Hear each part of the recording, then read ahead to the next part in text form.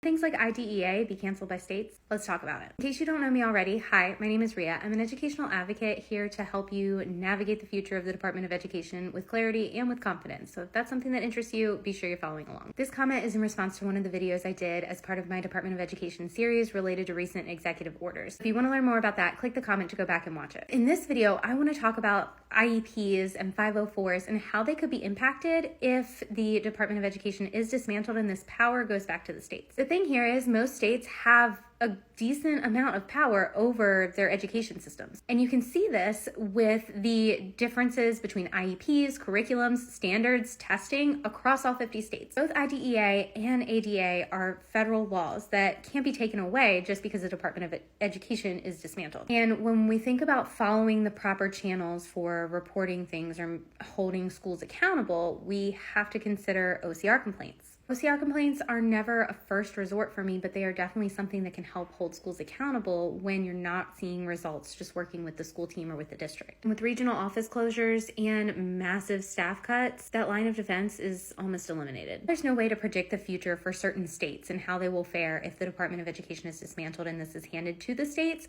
but we can look at historical data to see which states are following the law as it's interpreted federally. If you want to look into your local district or your state even further, the Department of Education has a published list of pending OCR cases that you can sort and filter based on distance, state, type of discrimination, things like that. And this can give you a better idea of what you're looking at locally and some of the things that have happened in your area. Keep in mind that these are pending cases and the Office for Civil Rights has pretty much stopped a lot of their active investigations due to the massive layoffs and closures of the regional offices, but this can at least give you a little bit more detail of what's happening in your area. These laws can't necessarily be canceled by the states, but it's more about how they interpret them and who is holding them accountable. Knowledge really is power, so the more that you can stay informed, the more empowered you'll be. And I'm here to help with that. So if you're not already, be sure you're following along.